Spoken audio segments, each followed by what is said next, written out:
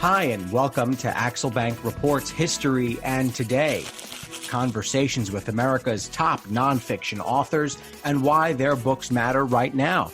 I'm Evan Axelbank, and today we're going to speak with Dr. Stephen Knott, the author of The Lost Soul of the American Presidency, The Decline Into Demagoguery, and the Prospects for Renewal. He's a professor of national security affairs at the U.S. Naval War College.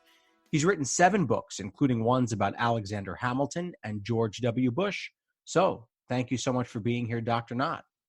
Oh, thanks for having me, Evan. I'm really looking forward to this. Well, we're thrilled to have you. You've got a great presence on Twitter, and your book is really interesting and thought-provoking. Before we get into the book, I just want to say this is our second week of our series on the presidency. Last week, we released 2 episodes, one on Donald Trump, the other on Joe Biden. By the time October is through, we're going to have released 6 episodes on the presidency on topics like the cabinet, campaigning, and whether the job is just too darn difficult for one person to do successfully. But this week with Dr. Knott here, we're going to examine what presidents say and how their words have lulled Americans into what Dr. Knott argues is an unreasonable expectation of what presidents can realistically accomplish. So, first of all, Dr. Knott, your subtitle of the book is The Decline Into Demagoguery and the Prospects for Renewal. What is a demagogue?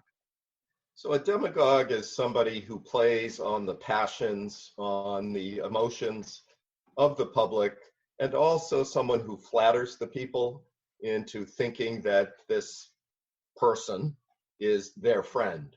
And it's the opposite of appealing to the reason of the people, and instead, as I mentioned, appealing to their lowest passions in order to, achieve power. And frequently throughout history, these demagogues have appeared who portray themselves as the people's friend, who play on their emotions, and then once in power, turn on the people. And the American founders were very fearful of that type of character and tried to set up certain institutions and certain checks against the possibility of that happening. So I suppose this could be a person-by-person answer, but I do want to ask, in general, do presidents do this purposely, or is it the nature of the job? I think they do this purposefully, Evan, and I think, again, it's to solidify their power. Now, when I say they, I do want to make it clear, and I do point this out in the book, there are exceptions to this. There have been plenty of American presidents, even a few in the 20th century, who I would argue tried to avoid this practice and attempted to appeal to reason and tried not to play on the emotions of the public. They did not see their job as sort of stirring the pot and solidifying their base, but instead they saw themselves as a head of state whose one of their primary responsibilities was to serve as a unifying figure, somebody who would bring the people together. We're definitely going to get into which presidents did and did not act as a demagogue. So we've defined the term now. Let's go back to the beginning. You say an office envisioned by George Washington as a source of national pride and unity has devolved into a force for division and discord. You say in the book that the founders understood that the more you expand the roles of the presidency, the more you diminish it. So how did Washington approach the presidency back in 1789, and what impact did Hamilton's Federalist Papers have on Washington's thinking? So Washington had read the Federalist Papers and had nothing but high praise for them. And of course, Hamilton was the author of the passages dealing with the presidency. But perhaps more importantly, Hamilton and Washington were in touch with one another as Washington approached his inauguration. And they spent a remarkable amount of time talking about things that today we might describe almost as style or how one should conduct oneself. And it's there that you see this focus between both men on the importance of presidential dignity and on the importance of, in a sense, acting as a head of state, staying above the fray, and serving as that unifying figure. And so once Washington assumes the presidency, he tries, and I think for the most part succeed, to staying above the sort of petty partisanship that will slowly kick in, but not because of anything that George Washington does. Was he ever tempted to break that sort of form?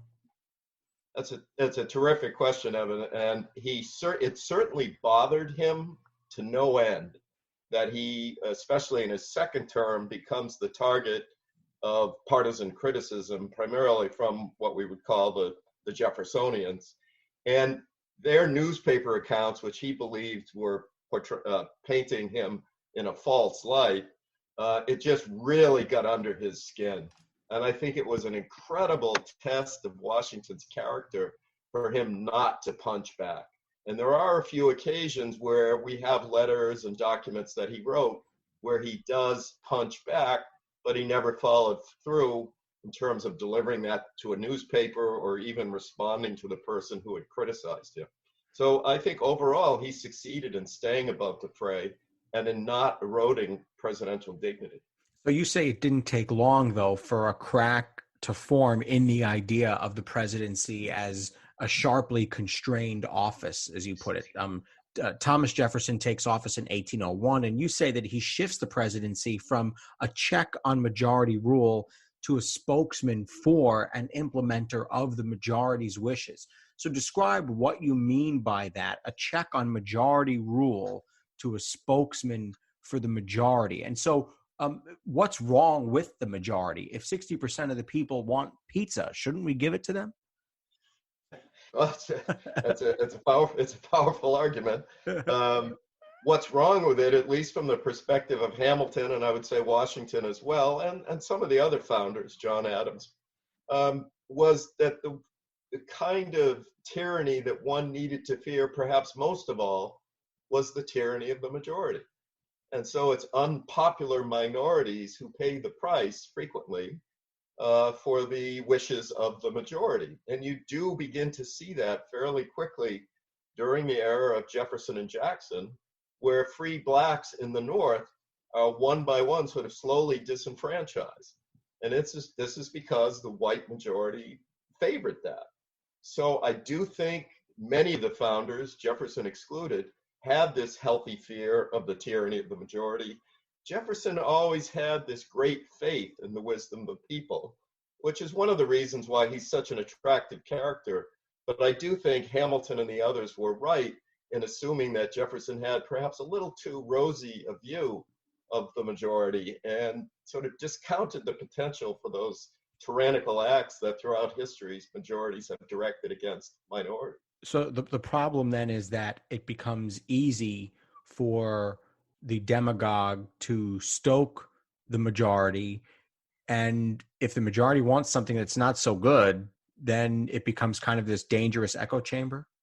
That is correct. And that is, I think, absolutely what one sees with the presidency of Andrew Jackson. Jefferson sort of opens the door to this possibility of a demagogue becoming president with his devotion to the majority should be able to govern and the president should serve as the spokesman for the majority. Jackson kicks the door wide open and just flat out says without any hesitation that not only should the majority govern at all time, it's the president's duty. He is the tribune of the people. He is the spokesperson of the people, and he needs to implement their will. And any impediment to the will of the majority, in Jackson's eyes, was illegitimate. And that is completely taking the founders' constitution and turning it on its head. You say they go from being the head of the state to the head of party. That is correct. And of course, I think we can argue, I mean, some people attribute Thomas Jefferson, they credit him with being the founder of the Democratic Party, which I think is a fair label, but certainly Andrew Jackson as well, again, building on the Jeffersonian legacy, creates this very powerful political party that is going to dominate American politics for much of the 19th century. So yes, it is, I think, party over country. It's perhaps even more dangerously, as I've said, it's the president serving as the spokesman for the people, and the people who paid the price for that were these unpopular minorities, including free blacks in the North and also Native Americans.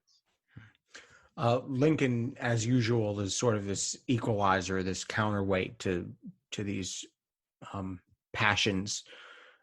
He's always sort of this ellipsis in American history because of his brilliance, his strength, the sober approach to his calling as the leader of this, the Union during this extraordinarily vicious war.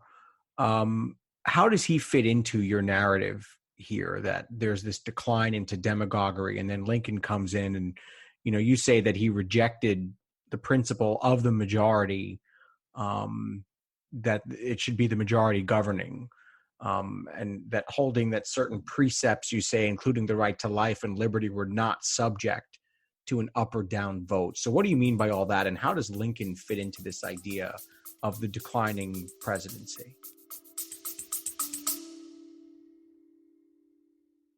Baking from our childhoods just sticks in the memory, doesn't it? We never set off on holiday without piles of Tupperware, and there'd always be Bakewell slice, flapjacks, and tray baked scones in the boot. Do you not do that, Lisa? Yeah, no.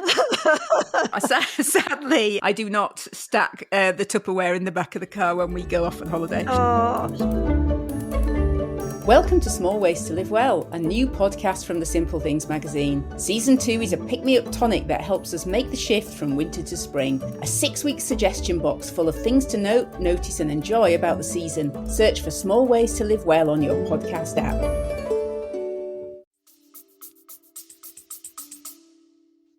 So Lincoln, of course, is an incredibly interesting character. He is obviously a man of the people. I mean, he literally comes out of nowhere. Self-taught, certainly not someone that anyone could characterize as a member of any elite. So he's very much a man of the people. But Lincoln is also a man who believes that this regime, the United States of America, and the Constitution and the Declaration of Independence stand for certain principles. And those principles are not subject to an up or down vote. And so one of those key principles for Lincoln is the passage in the Declaration referring to the fact that all men and women are created equal, and they have these rights to life, liberty, and the pursuit of happiness, which they are born with. And in Lincoln's view, no majority can vote that up or down. That is a given. And those principles require a president to defend them and to defend what we might call the rule of law.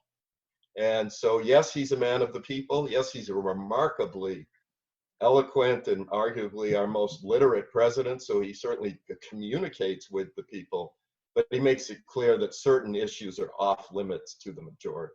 But you say that he feared the destructive effects of the politics of passion. So maybe I'll ask you to put him on the couch just a little bit. Why was he that way? What was within his character that made him say, we really should watch the way my words and the country's policies intersect? That's a terrific question, and I think one that Lincoln's biographers have wrestled with for quite some time. I will speculate here and say that this is a boy who grows up in very, for lack of a better term, primitive circumstances. From what we can tell, his father was not a particularly learned man, and perhaps not even a particularly compassionate man.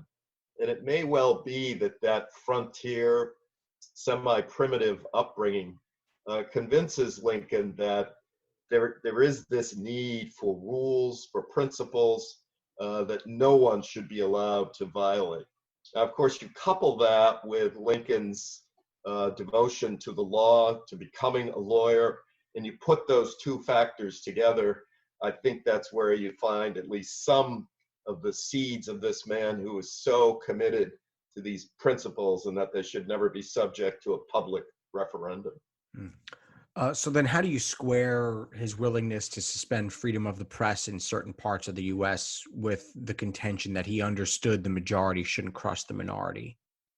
Yeah, well, again, this is a complex man who is confronted with an unparalleled crisis, an unequaled crisis in American history, the dissolution of the Union, the deaths of hundreds of thousands of Americans in that conflict, And Lincoln took these extraordinary measures of suspending habeas corpus, of clamping down on some press freedoms, particularly in those areas of the North where there were a lot of Southern sympathizers. You can say it was a case of the ends justifying the means, and to some extent I think that's true, but Lincoln was always very cautious to say, first, that Congress would be asked to ratify these actions, and they did eventually. And secondly, they were temporary, and that when the crisis would pass, these extraordinary measures would be lifted, which of course they were. So I grant you there's a bit of a contradiction there, but if any president had a reason to engage in what we call prerogative or emergency powers, it was Abraham Lincoln. I don't think any president, including FDR, confronted the type of grave crisis that Lincoln did.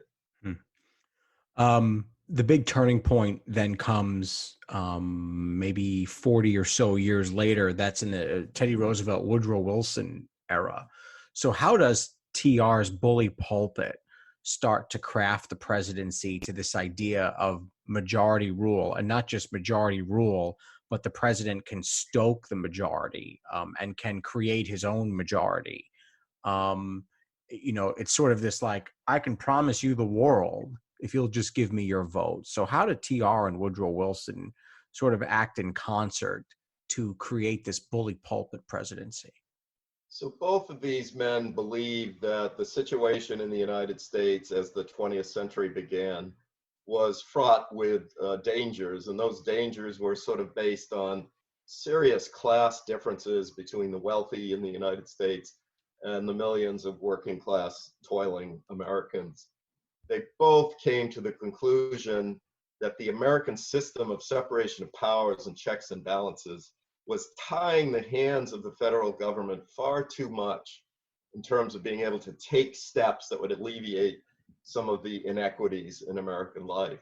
And so they both slowly but fairly surely begin to kind of chip away at any sort of reverence for or obedience to the Constitution, and begin to argue that the president, and sort of citing the Jeffersonian Jacksonian argument, the president is uniquely positioned as the sole elected national official to speak on behalf of these downtrodden masses.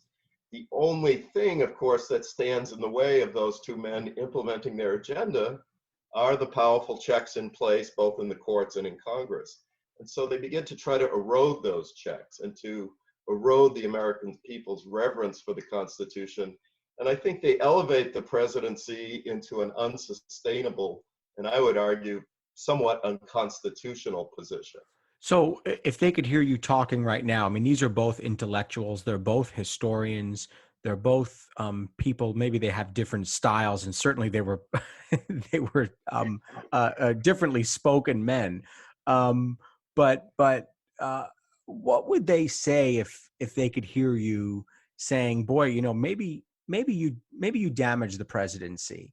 So I guess the question then is, if there's something worth stopping, and I'm thinking of Teddy Roosevelt here, like corporate greed, he might say, maybe it was worth me bending the presidency to do that. That's right, Evan. I think that is exactly what he would say. And Wilson, I think, would echo that view as well. And I hope, try to wrestle in the book. I do not dismiss their concerns about these inequities, and some even suggested that the United States was moving perhaps towards some type of revolutionary state. The situation was so dire.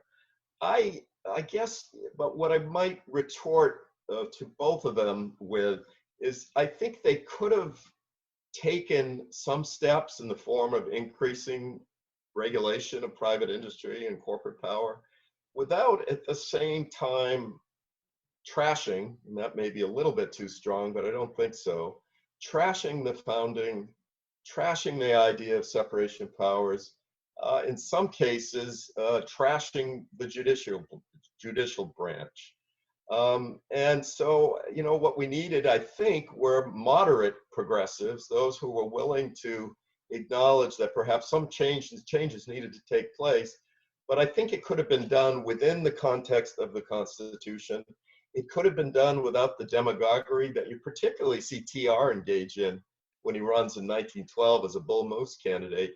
I mean, his rhetoric is really over the top just in terms of dismissing the Constitution and dismissing checks and balances. You know, So go ahead, Evan. well, I wish that I had pulled the quote before this because I'm just thinking of it now. But there is a quote where TR basically says, you know, I wish the bomb would go off in Congress so that I wouldn't have to be bothered with these people anymore. Yeah, no, that is exactly right. And that's the kind of look. I mean, the thing is, we can sit here and praise Teddy Roosevelt and Woodrow Wilson's desire to take some of the harsh edges off of capitalism. The problem is, though, when you elevate the presidency to such a position and when you erode the importance of checks and balances, you know, it's not a big of a leap to say that Wilson and TR paved the way for some later presidents, some might even argue Donald Trump, who don't perhaps have any regard for the limits on their power. And that's the danger. I immediately think of Woodrow Wilson saying, let's make the world safe for democracy. And then it reminds me of George W. Bush saying terrorism can be eradicated. We can wipe it off the face of the earth, I think was the quote.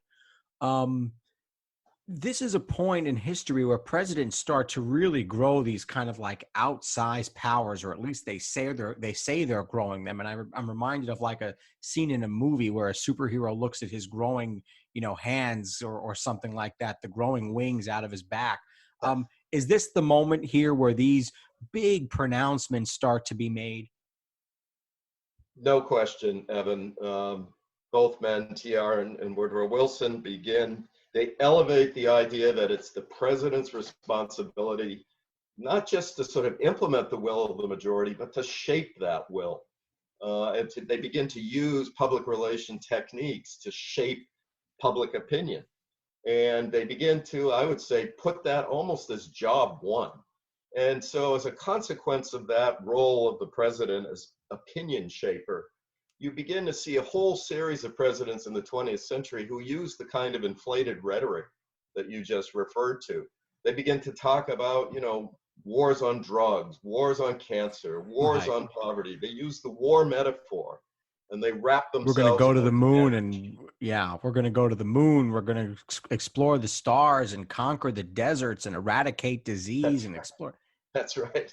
That's right. It's quite a list. Yeah, and that was just one guy. It was just one president who said all that. That's right. We would be remiss if we didn't examine Woodrow Wilson a little bit more here when it comes to the tyranny of the majority. So how does the tyranny of majority under Wilson end up costing African Americans?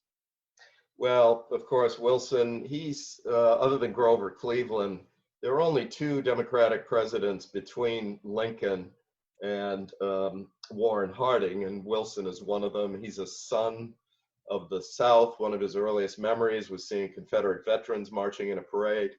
I think we can safely say that Wilson's 8 years in office were a terrible time for African Americans. Wilson reverses a lot of the progress, you know, and it hadn't been a tremendous amount of progress, but there had been some pushed in part by the federal government. So Wilson resegregates various cabinet offices, the post office, for instance.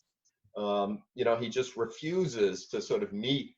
Well, he meets with African American organizations like the NAACP, but they're very frosty meetings. I think we can safely say that this is one of our most racist presidents. And again, you see that in his policies, you see that in his reluctance to condemn lynching. You see that in the fact that he welcomes the director of The Birth of a Nation to the White House to premiere the film. And that film, of course, is one of the most racist films ever produced in American history. So this is a president who speaks for the white majority, but certainly not for the African American minority. So if you fast forward now a couple of decades, we run into FDR, and I don't think there's any question that he is the most successful, if one accepts your definition of the term demagogue, that he would be the most successful president at harnessing the power of the presidency into the power of, or into the what you would call the tyranny of the majority. And I'm not using that as a negative description. I'm just saying that would fit your definition, it seems like. So the question I have is, what does FDR see in the presidency that makes him say to himself, I can use this office to literally put money in people's pockets, to literally change the entire role that the government plays over the next probably 70 years until we get to Ronald Reagan? Yeah. Well, I think FDR, being a good Democrat, and I hope people aren't getting the message here, this is a pro-Republican book. I have plenty of criticism for some Republican presidents as well. But building on the tradition of Jefferson and Jackson, that the president needs to speak for the majority, needs to defend the majority against entrenched elites, which is the theme of both Jefferson and Jackson's presidency, and building on the legacy of his distant cousin, Teddy Roosevelt. FDR, and look, he's another one that I had to wrestle with, because FDR is confronted with a whole series of crises that pale only in comparison to Lincoln's situation. So I acknowledge that this man arguably saved American capitalism, arguably put together an incredible team to conduct the Second World War. But again, there were times when he engaged in that kind of demagoguery regarding separation of powers, and in particular against the Supreme Court, packing the court and using rhetoric that was really over the top in terms of condemning the role of the judiciary in the American system of separation of powers. I don't think he had to do that. Now, I know they were blocking a lot of his initiatives, but the whole point of the American system is change needs to take time. This was not a system that was supposed to emphasize efficiency. It emphasized liberty, and the courts were there to protect the rights of individuals. And when you start eroding those rights because you think you're doing the right thing, and I have no doubt FDR thought he was doing the right thing, you've got to think about the long-term consequences of those actions. Does America win World War II, though, if he doesn't act the way he does? Terrific question. I mean, I praise FDR for being on to the threat of fascism, in particular of Hitler, well before most of his fellow citizens. And he does everything he can in a covert manner to keep Great Britain alive before we actually enter the war. And then, as I said, he puts together a remarkable national security team, Eisenhower, Patton, Nimitz, Halsey, etc., that conduct this war in a remarkably successful way. I have nothing but praise for the way Franklin Roosevelt manages the Second World War. Again, I just wish and not only does he target the courts for a kind of over the top rhetoric, he did have a tendency to portray the Republican Party as sort of enemies of the regime. And in 1944, he literally compares the Republicans to fascists in Europe. I need to check my math because I said 70 years. It's really more like 40 years. And this is not the first math mistake that I have made on this program. That's okay. I'm not a math major, so don't worry here. Neither am I. Let's talk about big promises and JFK. I just quoted some of them. He literally says we're going to end thirst and hunger.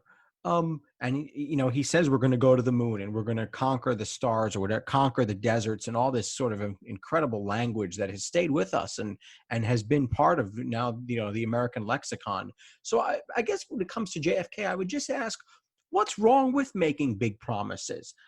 Don't leaders need to inspire to lead, or is that a chicken and the egg question? That goes back to, well, we didn't think they needed to inspire this way until presidents started doing that. But anyway, what's wrong with making big promises? Well, it certainly is appealing. And the American public, I think, have shown a propensity to buy into big promises. Unfortunately, the downside is that frequently the federal government is unable to deliver on those promises. Now, we did make it to the moon. And, all praise to JFK for setting that goal and providing the resources needed to carry it out. It's when you make promises like man can be as big as he wants, and no problem of human nature is beyond man's reason. We can solve anything. And what happens is, you can't. And we can't. Human beings are flawed.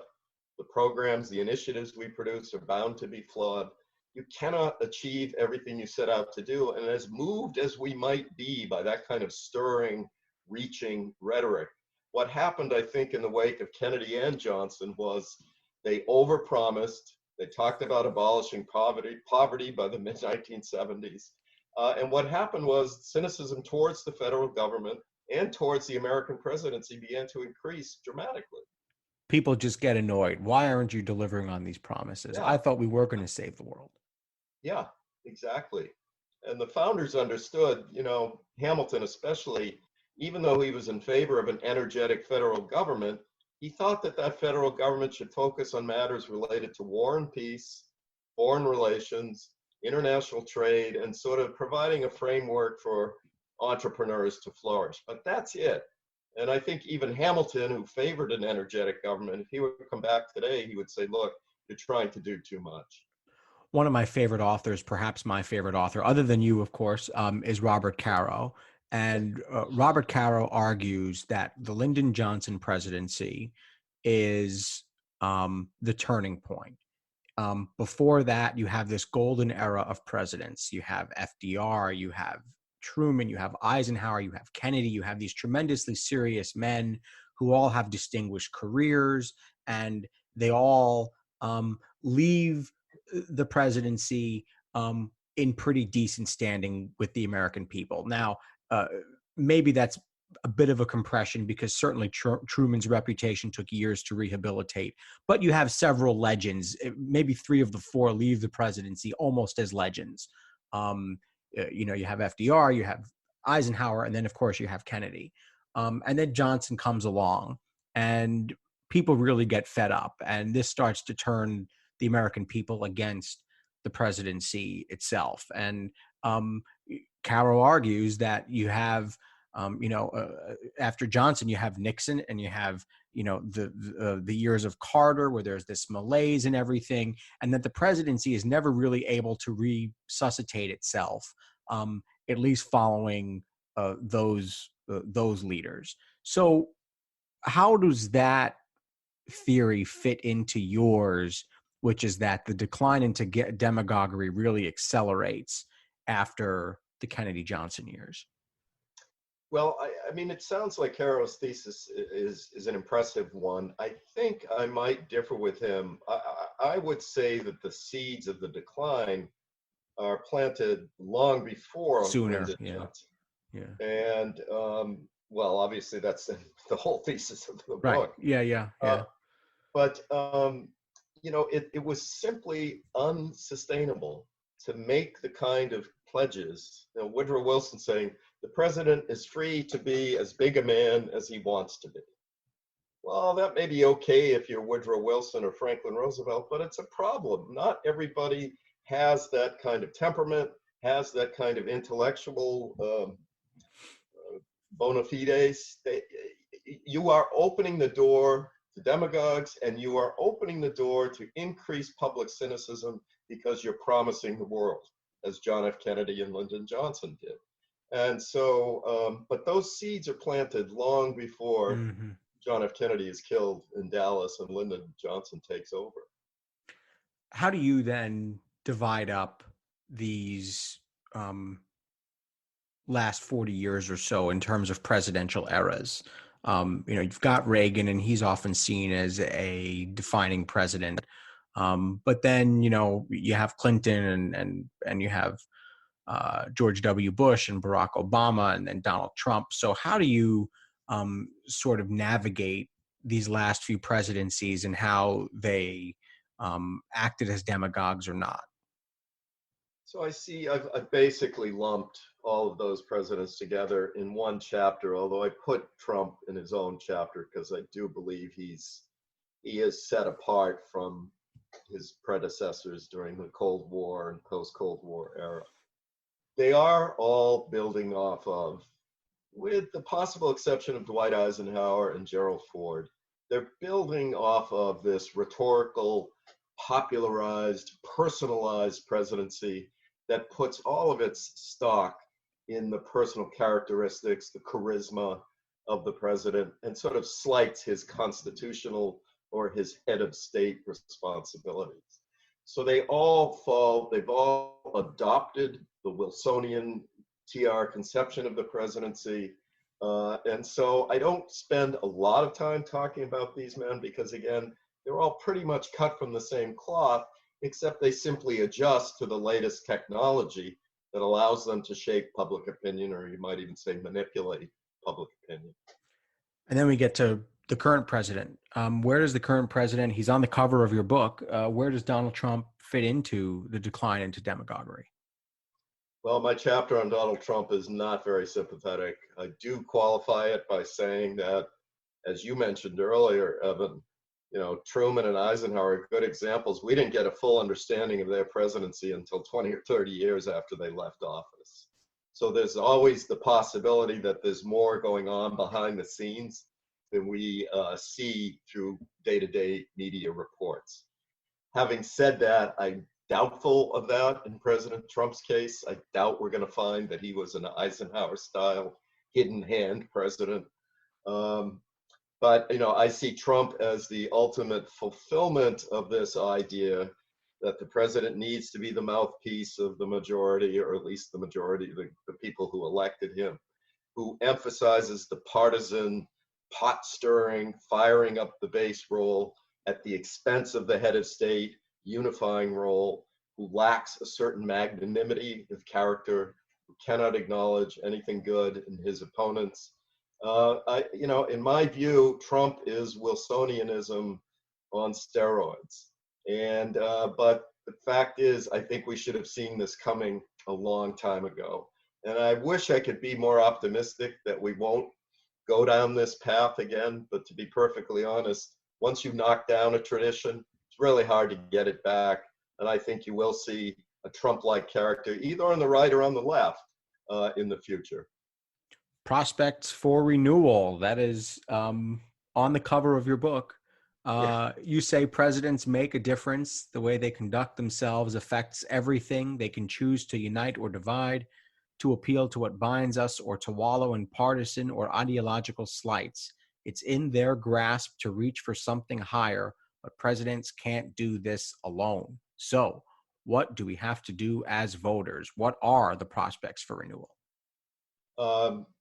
I think there are some things the political parties could do in terms of presidential selection that would contribute to getting us out of this, what I see as a destructive situation in terms of the presidency.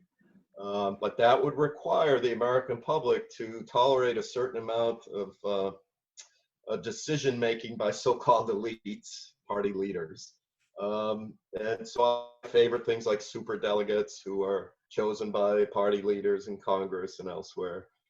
That might allow some of the characters who are not particularly up to the job to be winnowed out. Again, we have democratized the situation, presidential selection, so much that the power that party leaders used to have to wean out unfit characters is just gone. So you had a scenario in 2016 where Bernie Sanders, who was not a member of the Democratic Party, came very close to winning the nomination of a party that he didn't belong to. And Donald Trump, whose past record wouldn't indicate any Republican affiliation, did win that nomination. That's a system that's out of control. That's a system that lacks filters to weed out incompetent characters. That's one thing we could do. But I would say ultimately, Evan, it's on us, the American people, to stop buying into rhetoric that flatters us or that appeals to our prejudices and our passions, to stop believing that the federal government can do anything it puts its mind to, and to have a more limited, constrained view of the role of the president and the role of the federal government, and have a limited and constrained view of what we should expect of that government. Dr. Stephen Knott, the author of The Lost Soul of the American Presidency, The Decline into Demagoguery, and the Prospects for Renewal. Thanks so much for joining us. Thank you, Evan. It was terrific. Well, certainly check out that book and also his Twitter, which is @Publius57. Next week, we're going to be back with the next in our series on the presidency, an interview with Lindsay Chervinsky, who wrote a book called The Cabinet, which examines how George Washington formed his cabinet and how he laid the contours for the way that it works today. And thank you for listening to Axel Bank Reports History and Today, conversations with America's top nonfiction authors and why their books matter right now. Be sure to check us out on Twitter and Instagram at Axel Bank History. We update those with clips from the show, guest announcements, and book recommendations. We'll see you next time. Thanks.